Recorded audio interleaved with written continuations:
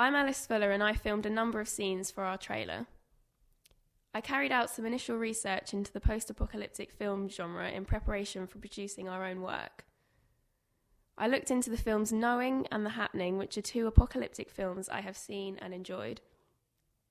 I noted the forms and conventions of these films. For example, they had a lead male character, close character relationships, and quick cut editing. I later went into more detail about another film, Contagion. This was a new release during our project, and it was hugely relevant to our idea about viruses and bacteria spreading to cause the apocalypse. We took a lot of inspiration from the trailer for this film. For example, the multiplying grids in the Contagion trailer are used to show the many different people affected by this virus. We took this idea of the multiplying grids, but used it to portray the ways the virus spreads through touch in everyday life. We also drew inspiration from the empty, desolate shots used in this trailer in the airports and the streets. But in our trailer, we included similar empty shots showing the lack of society. I am Amber Stroyan. I have helped with the majority of the research that was essential in creating our final product. For my initial research into the post-apocalyptic genre, I looked into 2012 and Day After Tomorrow.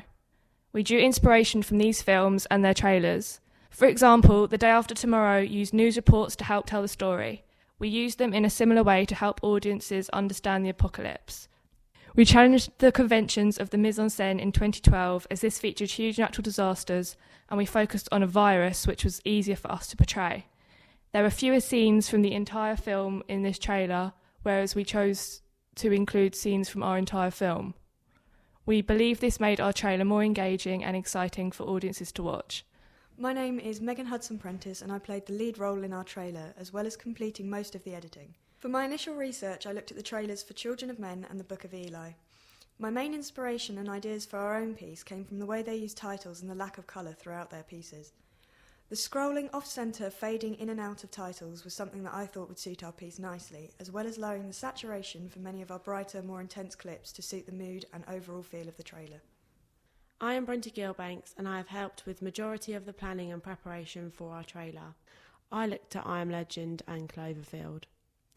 Cloverfield was a huge influence on our party scene, as the film also begins in a party atmosphere. We liked the idea and wanted to incorporate it into our own trailer. We also took the idea of a man-made disease spreading as seen in the film I Am Legend. As a natural disaster would be too difficult to create given a no-budget trailer, we thought the man-made would be easier to portray through our characters and mise-en-scène. As my research from Film Education stated, sound is very important in a trailer. It can manipulate our emotions and create a specific atmosphere.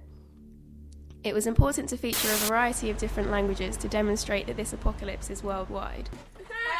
In between the news reports, we added sound effects like the tuning of the radio to make the transition smoother, but also to add dimension to the soundtrack. Music featured throughout the trailer as well, ranging from a low murmur at the beginning, signifying danger, followed by a more upbeat track to build tension. As there is a lack of dialogue in our trailer, we made the decision to include a generic film trailer voiceover, sounding solemn and explaining more details about the devastation. Another sound effect we used was the heartbeat. This was very typical of a post-apocalyptic film trailer. It helps accentuate the character's distress and is another layer in the soundtrack. The combination of these diegetic and non-diegetic sounds all complement each other, creating an exciting and dynamic film trailer to advertise our film. We used relatively typical conventions of real media products as we wanted our genre to be identifiable. The mise-en-scène is the generic conventions that appear before the camera in terms of setting, props, costume, makeup, figure expression and lighting.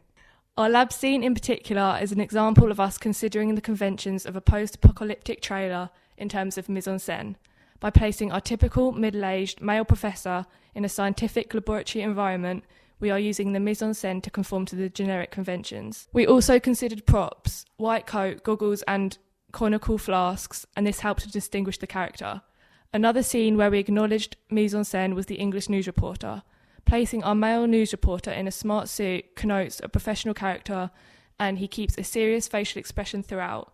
It is also typical of news reporters to be on location, so we use this to appear naturalistic. We challenged the conventions of a post-apocalyptic trailer in our party scene by using female teenagers in a youthful environment. This isn't representative of a common post-apocalyptic mise-en-scène. we spent a lot of time working on the editing for our trailer. We had a lot of technical ideas to achieve the desired aesthetic we wanted for our footage, one of the main sections being that of the countdown.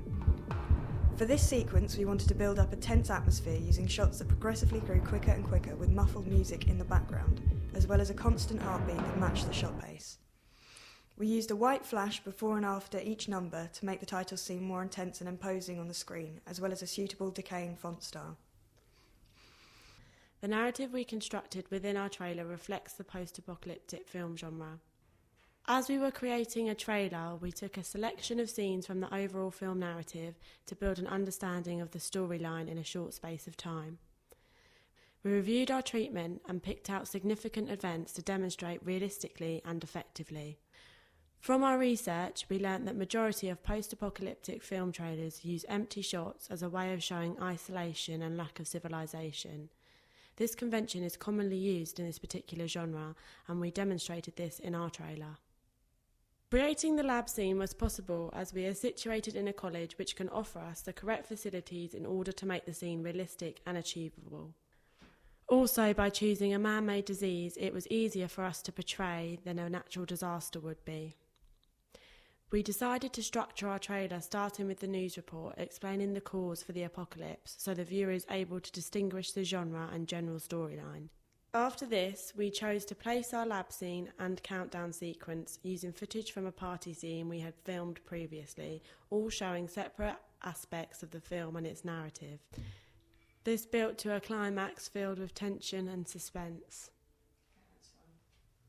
To create a brand image for our film, we needed to keep our promotional images similar to the style of the trailer. This meant that our audience would easily recognise the title and would link the advertising back to the movie. To do this, we took a selection of close-up images that we then edited on Photoshop to fit our desired aesthetic. These would form the basis of our posters, billboards, flyers, online advertisements and images that we would send out for magazines and publication use. We also created a Facebook and Twitter page to help us promote our film. On these pages we uploaded our trailer, posters, magazine covers, as well as external links and interviews related to our piece. This helped us reach our target audience with ease and create a buzz around our production.